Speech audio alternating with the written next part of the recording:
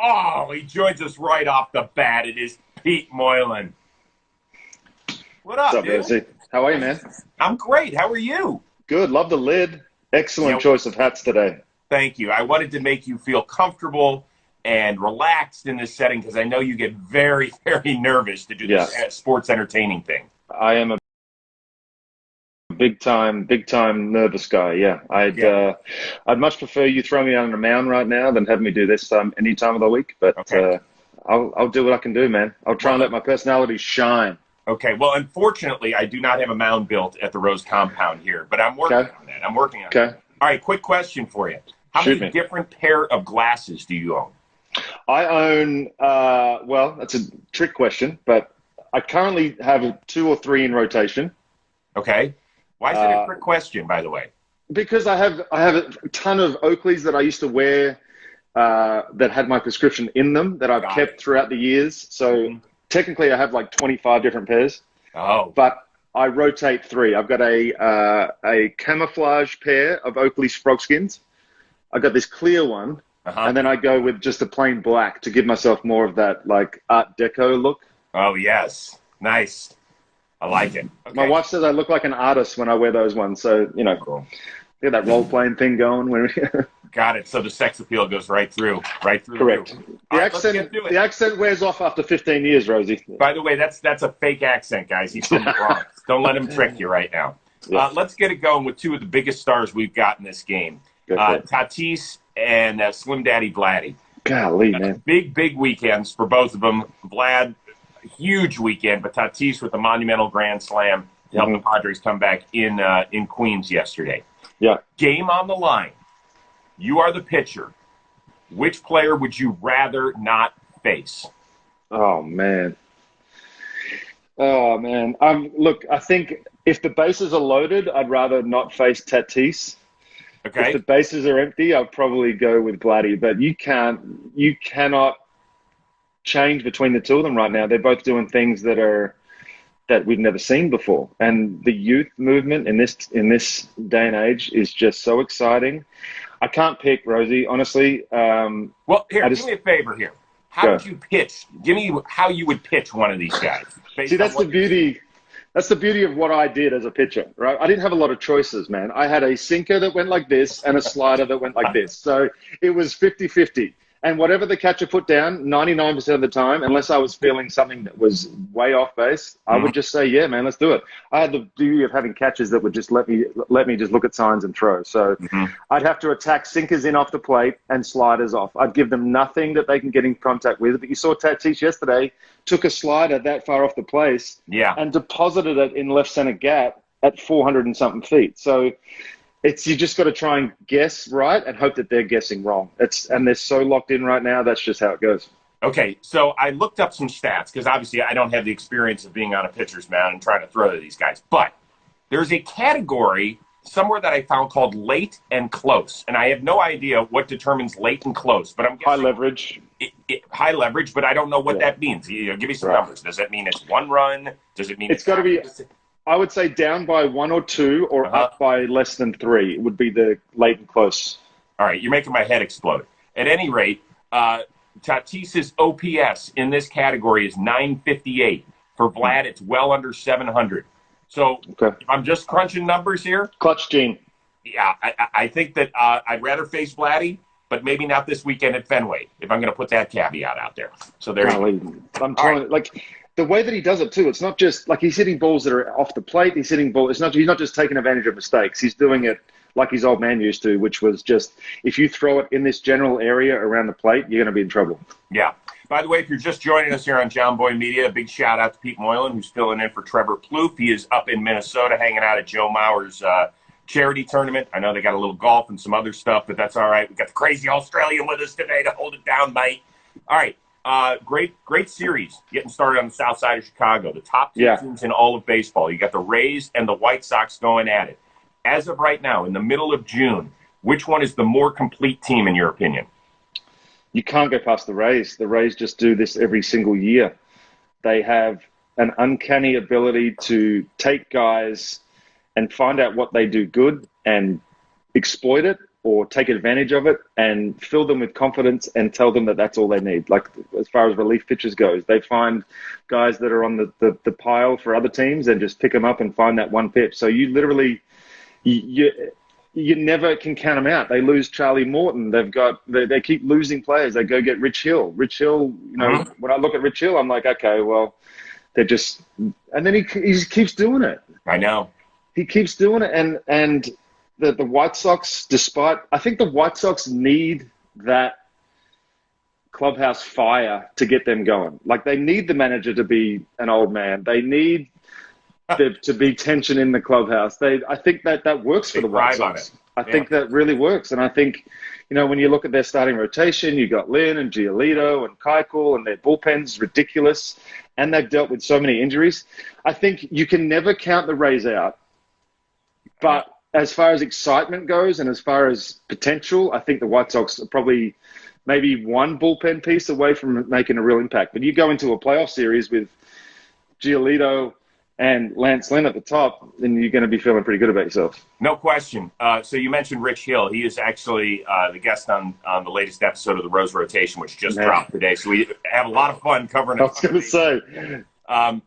So the Sox are built like a more traditional team, right? Yeah. They've only had 7 different guys start on the mound this season. Right. All 5 of their guys have an ERA under 4.2. Keuchel's the only one that's got an ERA over 4. Liam Hendricks has 17 of their 19 saves. In the meantime, the Rays have 6 different guys that have a save. They have 11 different guys that have started a game. So the way they're constructed is so different. And you look at the Rays lineup and you're like, really? Like, this is what you got to face it, and all of a sudden. Now, they strike out a ton. They lead the league in strikeouts, and their OPS is kind of middle of the road while the White Sox are doing great things.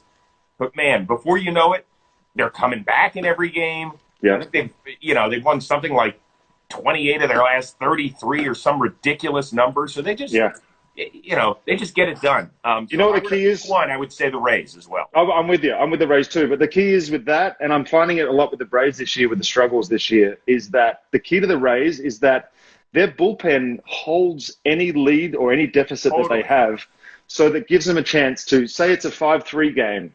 That 5-3 game in the 3rd inning doesn't look as bad when it's a 5-3 game in the 6th, or it's a 5-4 game in the 6th, because your bullpen's managed to stop the other team from scoring any runs and allows you to come back in those games. When you have a weaker bullpen, that 5-3 turns into a 7-3 game in the 5th, and all of a sudden the hitters are like, okay, well, that's it. So I feel like the Rays with their bullpen and the way that they just mix and match. I went to their depth chart, and I couldn't tell who was a starter and who was relievers. So that's the fun part as well. And but we talk about playoffs, and they've been to the playoffs a few times now, and I think they're that one big Scherzer-like starter, or a Verlander or a DeGrom style starter. They've got Glasnow. He's ridiculous, but they need the extra guy as well. I think they need a second guy. That's a great point, because, that's the thing. The White Sox know who they're throwing 1, 2, 3 in the divisional round. The Rays go, yeah, we got Glass now, and we'll figure it out. But really, really good stuff there. All right, up next, the Phillies. They sweep the Yanks in a brief 2-game set. They won 4 in a row. They won 7 of 10. They're over 500 for the first time since like May 21st or so. Is this a National League East championship type team now that they're starting to get healthy? See, you wear your Braves hat, but you asked me to pump up the Phillies. So, but I'm going to go way. I didn't ask you to pump up the Phillies. No, I asked you if. I'm a bitter man right now because of the way that the Braves season has gone to this point, but I'm also a realist, and I think that deep down, I think the Braves still have a chance to run away over this division if they can just run away, just get on a roll. And I know the Yankees are doing the same thing, but I just think they're too good on paper. They've obviously run through a lot of crap to this point. They've lost some players. They're dealing with injuries like everyone is, but I just think that core 1 through 4, 1 through 3, Albies and Acuna are going, Freeman going at the same time. I think they can do it. I think our biggest competition is going to be the Mets. And I say I shouldn't say that. The Braves' biggest competition is going to be the Mets. Okay, so you didn't even answer the Phillies part of the question. To you, they're a 3rd or 4th place team at best. I think they're a 3rd place team right now, but I think they got the potential. Again, if they can get rolling, they've got Nola, they've got Wheeler. They've got guys that can, at the front end of that rotation, that can shove for 7, 8 innings and give them a chance to win a lot of ball games. They've got Harper, they've got Realmuto, they've got studs. I get it. They're a scary team, but no one in this division has seemed to really grab a hold of it and run away with it, which is what's keeping my perspective is that if they can just tread water until something clicks, then one team's going to take off. I'm just not sure which one's going to be yet. I hope it's not the Phillies. I hope it's not the Mets. I don't think any team's taking off. I think it's just going to go like this the whole time. And the lack of consistency with these teams, I think it's all going to be tightly compacted all year. And for me, actually, as a baseball fan who doesn't have a dog in the fight, that makes it a lot of fun. Very quickly, a lot of people in the chat are saying you look like somebody. Can you take your glasses off momentarily for just a second? Okay, look forward. How often do you get Ben Affleck? Not very often. Do I really? Like 8 people in the chat have mentioned that you look like Ben Affleck. Like old Ben, like Joker Ben Affleck, or like late smoking cigarettes Ben Affleck? Joker? Like, Batman. Sorry, Batman. Oh, my Batman. bad. Yeah. Got my superheroes mixed up. Do you have a favorite Ben Affleck movie, by the way? Probably The Town. That's a great one. Yeah. I stop and watch it all the time when it's on. Yeah. He is excellent in it. Really, really good. Yeah, really. And, The Accountant was pretty good, too. The Accountant is great. Yeah. Yeah. What was the first one with Matt Damon where they won the... Yeah.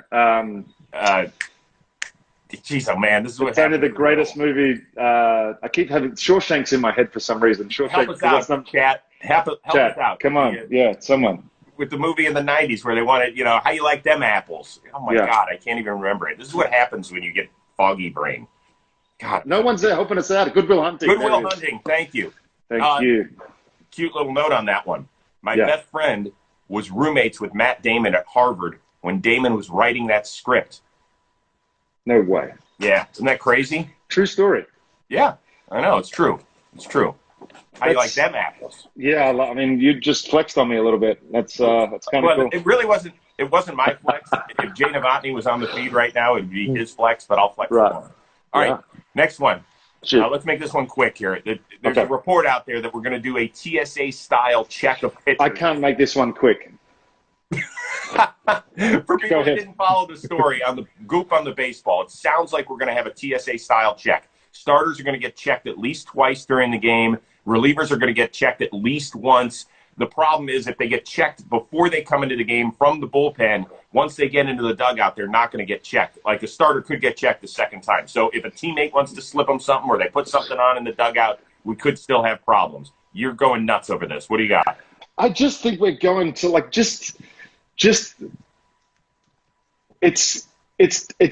trying to focus on something that needed to be stopped. I understand that. But just go back to sunscreen and rosin. That's literally all we need. Or the league sanctioned sticky something so that everybody has the same thing that they're using. But then you're dealing with the issue with, well, how do we know what is actually under the hat, or how do we know what's on the forearms? The policing of this is you can't have people scanning them as they come into the, you think you've just finished your 30 warm-up pitches in the bullpen, in mentally, you come down the stairs to open the gate and there's a guy standing there with a wand or a blue light trying to find sticky substances on you. Like, that's not going to work, man. Like, I understand that there's a problem, and I understand that there's an advantage that's being taken by pitchers it's bad for the game.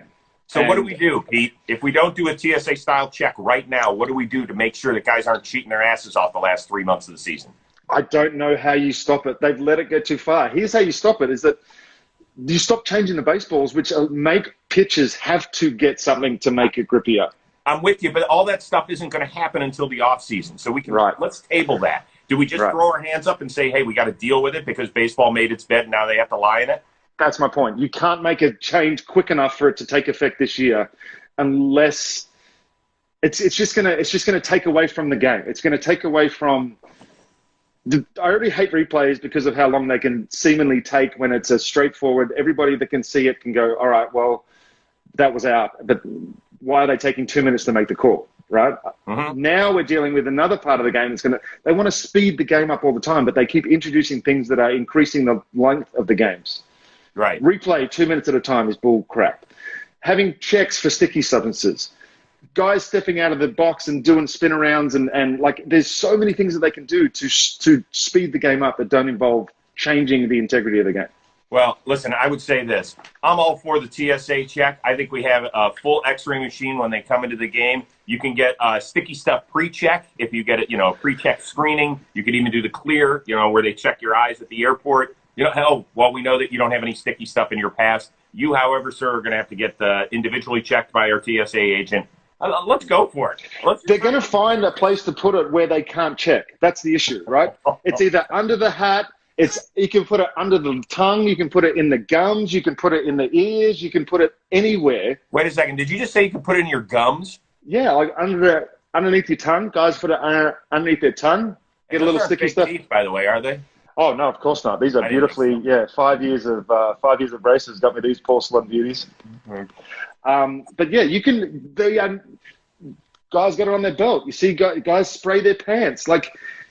You're not going to make a guy strip down naked and stand out there in the outfield to get patted down and then come in and pitch a ball game. It's gone too far. Yep. It would definitely change the look of the game if they did it. 100%. We've got a long way to go, and we're going to be arguing this point for weeks, if not months on end. Yeah, I agree. Thing, I'm sure you have been a victim of the Philadelphia Phanatic at some point over your National League East career. Over the weekend, he did the old, stomping of the Yankees helmet with the old mallet. And it did not please Giancarlo Stanton. What was funnier? Was it the skit by the Phanatic or the reaction of Stanton? Nothing surprises me in Philadelphia. I got worn out from the first appearance at Citizens Bank Park, but Stanton's reaction was pretty funny. Like, that takes a lot for him to grab a mound beater-upper and smash a Yankees helmet in front of the Yankees dugout. But Stanton's look was perfect. That's what I would have done as well. But Philly, nothing surprises me in Philly, ever. I know. It's good. He's one of the OGs, the Phanatic. Yeah, exactly. In my opinion, his stuff doesn't get old, but he's the best. He is great.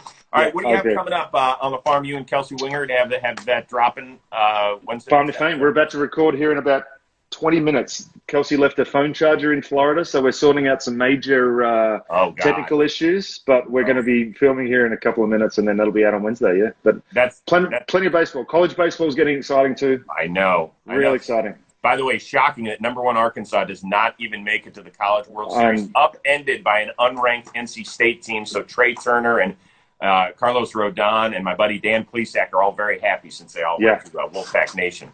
So that's cool. Dayton Moore, and the Moore kids are devastated. But Arkansas had a great year. Unfortunately, this is tournament baseball, right? Yeah. Hey, once again, Rich Hill, the new episode out on the Chris Rose rotation. I'm about to hop on with JOMBOY and Jake. Wish me luck. I'm going to be out in the Talking Baseball filling in for Plouffe today. I'll be wearing a different hat, so you can see which one we tune into. Pete, I appreciate, before we go, can you teach me quickly how to do an Australian accent? Yep. Say razor blades. Razor blades. You just said rise up lights. Razor blades. Razor blades. Razor blades. Razor blades. There you go. Beautiful. Do I officially get my passport? I will send you with your COVID vaccination pass. You get your Aussie language card as well. That's perfect. Hey, thanks for joining us, man. We really appreciate it. It was a ton of fun today. We've got another special guest tomorrow because I think the golf tournament is actually tomorrow for Plouffe. So make sure you tune in 11:30 a.m. Eastern, 8:30 a.m. Pacific to find out who's going to fill Plouffe's cleats, at least for one day. Pete, tell Kelsey hello, and we'll see you around the JOMBOY Media family. All right, bro? See you, Rosie. See you, man. Good job, man. See you. Peace.